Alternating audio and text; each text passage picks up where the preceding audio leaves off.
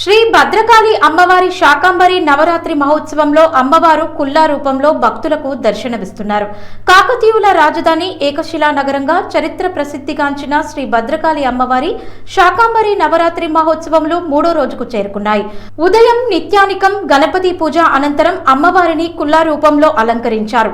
కుల్లా రూపంలో ఉన్న అమ్మవారు సకల అసుర శక్తులను విధ్వంసం చేసి సకల ప్రజలను కాపాడుతుందని, కుల్లా రూపంలో ఉన్న అమ్మవారిని దర్శించుకుంటే సకల శుభాలు కలుగుతాయని అంటున్నారు. అర్చకులు గణేష్ శర్మతో మా ప్రతినిధి అశోక్ ఫేస్ టు ఫేస్.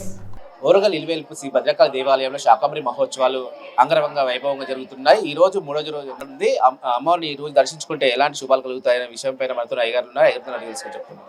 చెప్పండి అయ్యగారు, ఈ రోజు అమ్మవారు ఎలాంటి అలంకరణలో దర్శనమిస్తున్నారో, అమ్మవారిని దర్శించుకుంటే ఎలాంటి శుభాలు కలుగుతాయి? జయంతి మంగళకాళి భద్రకాళి కపాలిని దుర్గా క్షమా శివ ధాత్రి స్వాహ స్వధా నమోస్తుతే. భద్రకాళి శరణం మమ. ఆషాఢ మాసంలో గ్రీష్మ ఋతువులో వర్షాలు బాగా కురిసేటువంటి కాలం ఈ కాలము. రోగాలు కూడా బాగా ప్రబలేటువంటి కాలము ఇదంతా కూడా. ఎందుకు అంటే నిన్నటి దగ్గర నుంచి దక్షిణాయనము అని అంటారు. విష్ణుమూర్తి దక్షిణాయనంలో అంతా కూడా నిద్రావస్థలో ఉంటాడు విష్ణుమూర్తి. రోగాలు బాగా ప్రబలే కాలం. అతివృష్టి అయినా అనావృష్టి అయినా ఈ గ్రీష్మ ఋతువు వర్ష ఋతువులో మనకు కనబడుతూ ఉంటుంది. ఈ సందర్భంలో చండీలో అమ్మవారు చెప్తుంది, శాకంభరిం స్తువం ధ్యాయన్.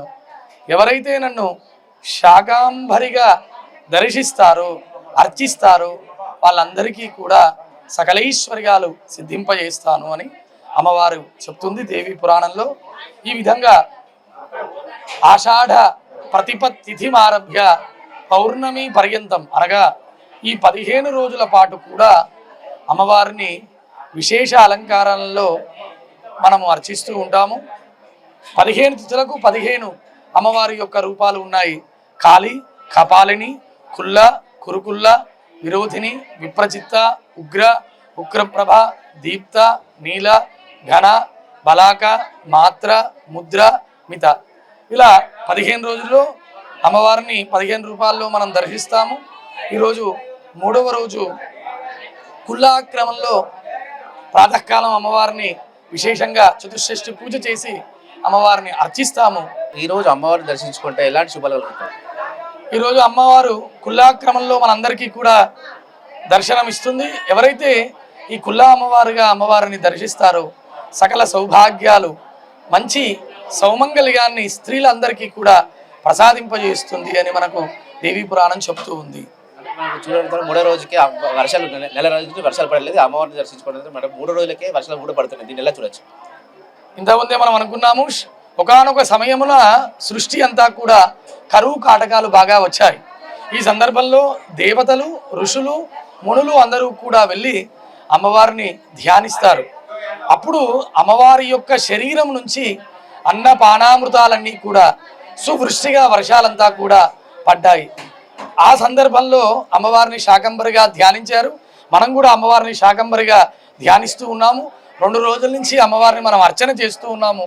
మనకు వర్షాలు బాగా కురుస్తున్నాయి అంటే 3వ రోజులు అమ్మవారిని మనం అర్చిస్తున్నాము, ధ్యానిస్తున్నాము.